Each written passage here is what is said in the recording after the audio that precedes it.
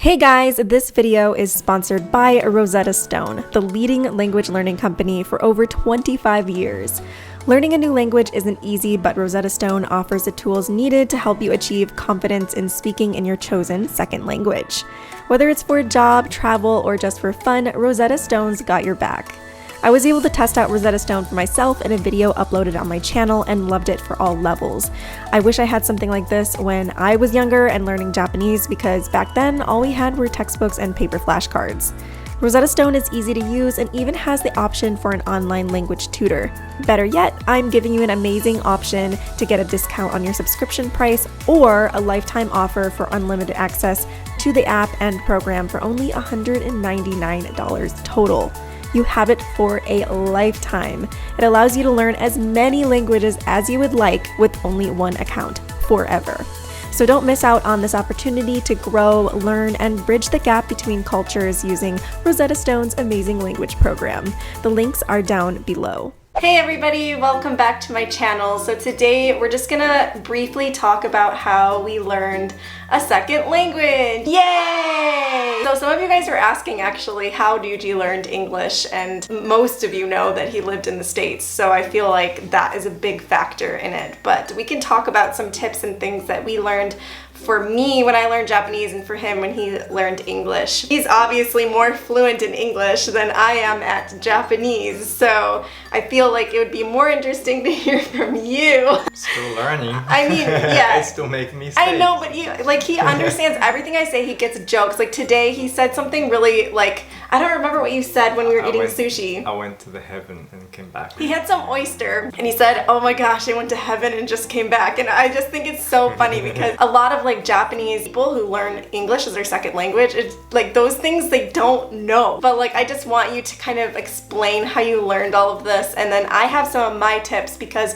I'm an intermediate Japanese speaker. I'm not like fluent or anything. Like I graduated with a Japanese degree, but I lived in the States, so it's very different. And then living in Japan, I'm an English teacher. I feel like because of that job, it kept me from really succeeding or advancing in that language because I was doing YouTube and like I didn't have time. I feel like it's all about the time you put into learning, right? When did you start learning English? Like when was your first English class? When I was a kid, I think the system has changed. Now kids started learning English from elementary school in Japan. When I was a kid, it was a middle school. So my first English class was when I was 13, and I did not speak any single English word. For 3 years we had just regular English classes, but as you probably know, Japanese education is not really practical, I guess, for speaking. That's how I started. So I was interested in learning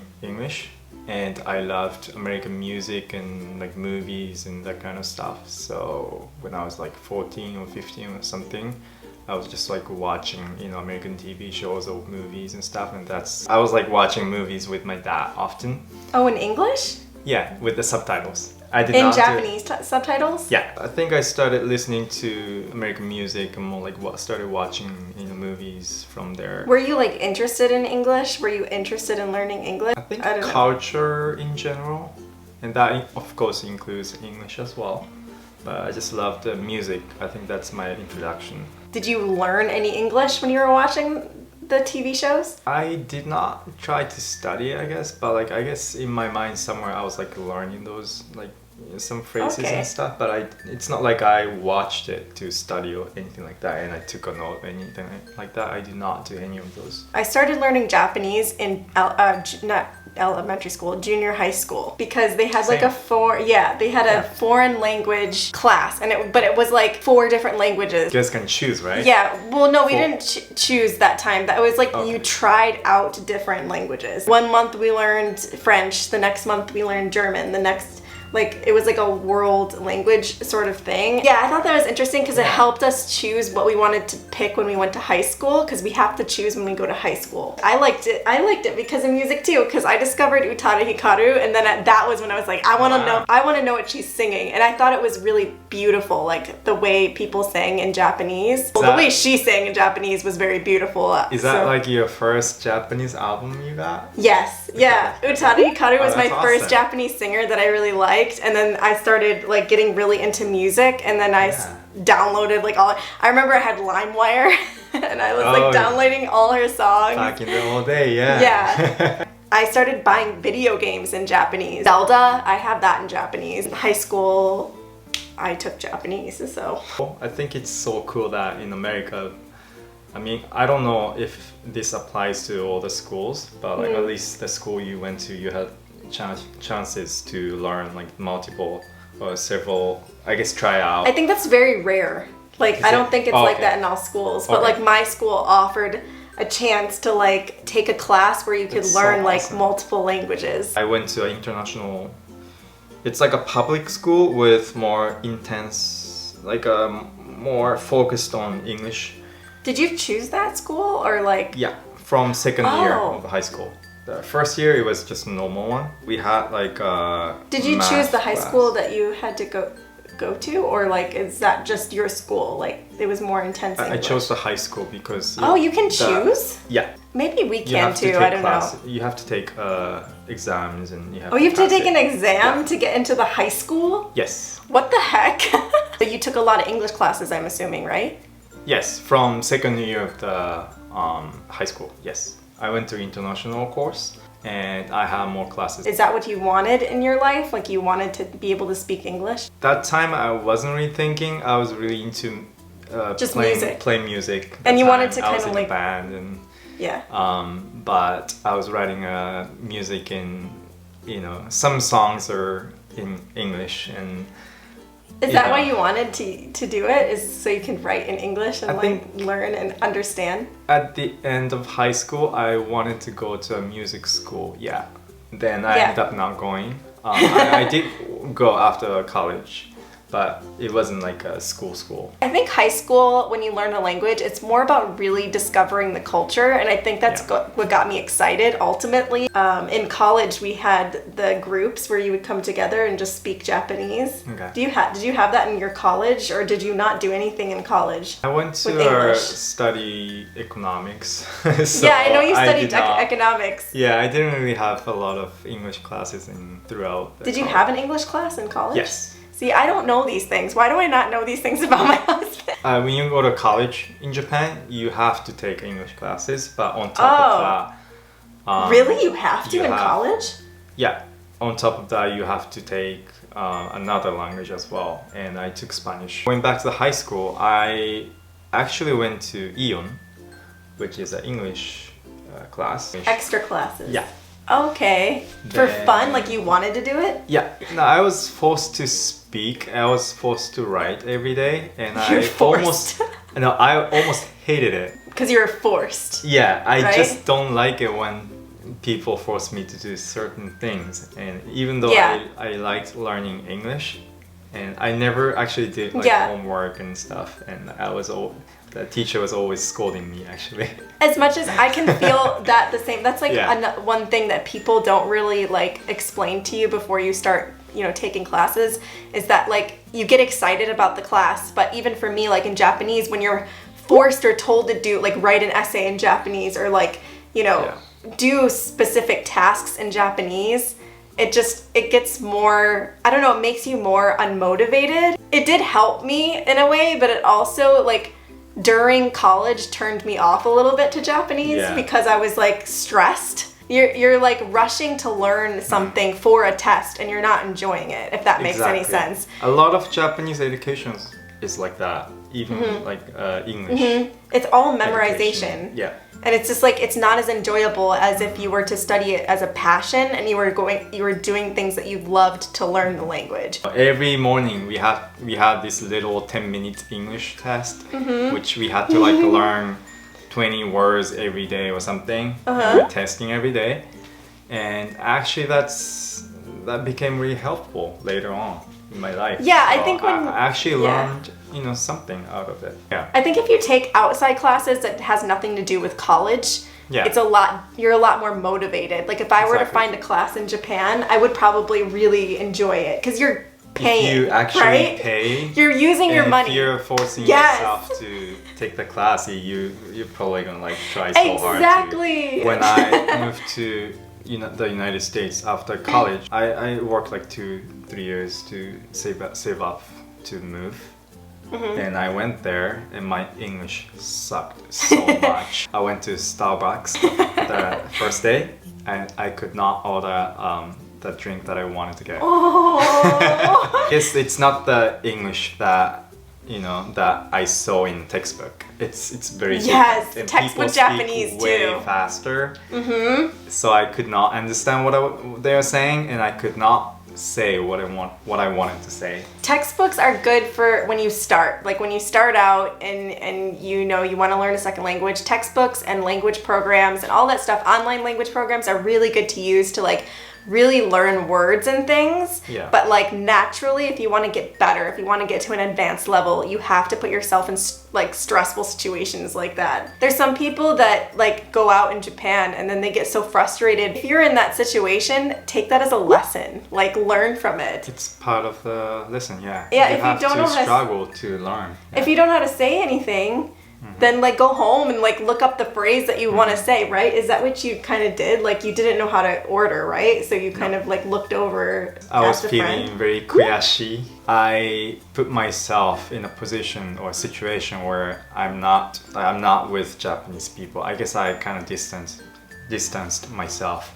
from Japanese people so that my English will improve. You had roommates, right, when you first moved? Russian people, yes. Yes, but they spoke English? Yeah. Okay. So did So- you communicate with them in English? Yeah, absolutely. Okay, that's so why. I lived with Russian people. Yeah, that's the best thing to do.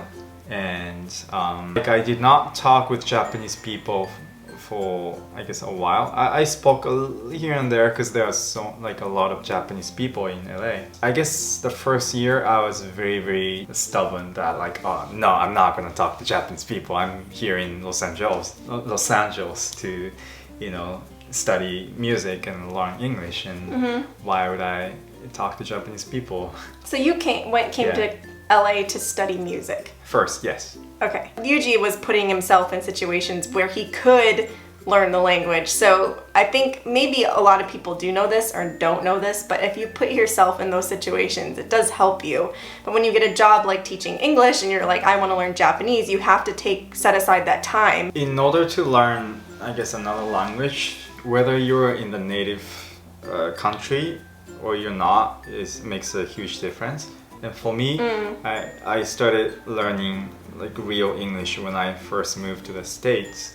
Because even though I learned like basic and all the syntax or grammar, my bad, grammar of English, which helped me a lot actually. You have to know grammar in order to, I guess, improve. From the second year though, it was too much. I missed speaking Japanese and I started forgetting Japanese, so I changed my mind, and it's actually kind of I regret like why did I do that? Distanced myself from Japanese people. Oh, okay. I think it's still good to like do it, but like not too much. It's good to like say, oh, okay, 6 days out of 7 days, like I'll speak English. Maybe about 1 day out of a week, I can speak Japanese, and I can be a Japanese. Yeah.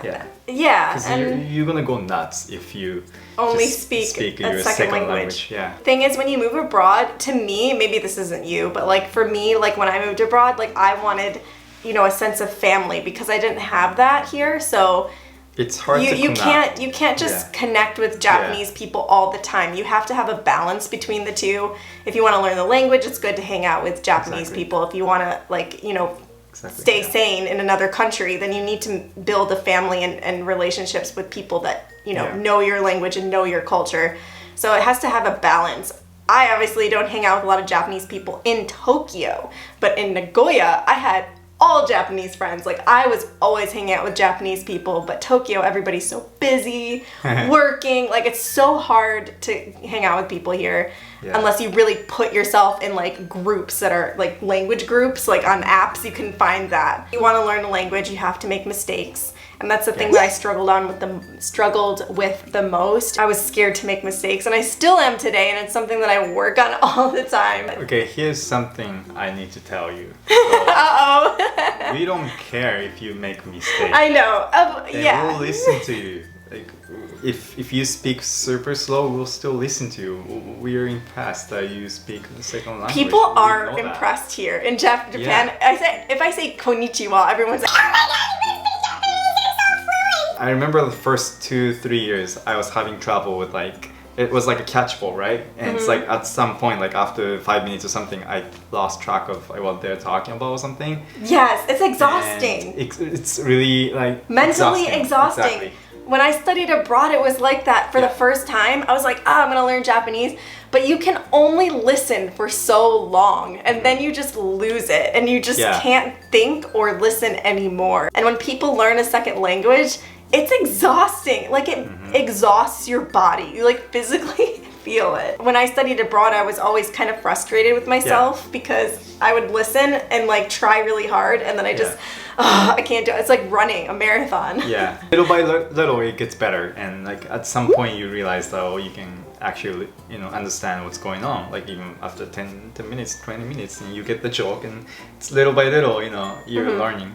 Okay, so one thing that helped me a lot when I was learning Japanese and when I was like really pushing myself was phrases. And this is coming from another friend of mine in Japan. I became best friends with a girl in Aomori, and she told me that she learned, because she got so good at English. She was perfect. And like she just lived in Japan. She like didn't really, I think she studied abroad like once or twice, but she was like fluent.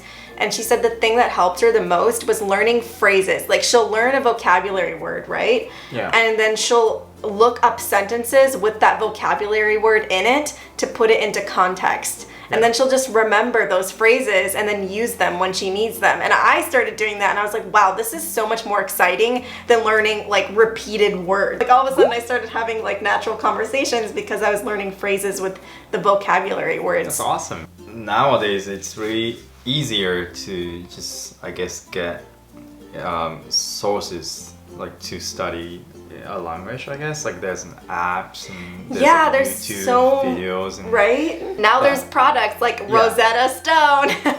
No, like Rosetta Stone, actually I tried it out and I really liked it. And you can learn any language, which is awesome. English, Japanese. You can opt to get a language teacher now. It's good to stick to one thing and just study over and over again, you know, whatever you choose. You know, in this case, Rosetta Stone. If you know, choose master that app first. Yeah, like just do it over and over again. And I think it's better than just buying like a bunch of books. Random books. Do it like for once and move on to another one. So I hope you guys got some value through this whole video, but it's getting dark now, so I think we're gonna end it here. It's getting like yellow. This is my yellow moody light. But so if you guys have any questions down below, please comment, please subscribe and like this video. If you want more language videos, I have a couple more that are coming. So thank you guys for watching and I'll see you guys next time. Bye!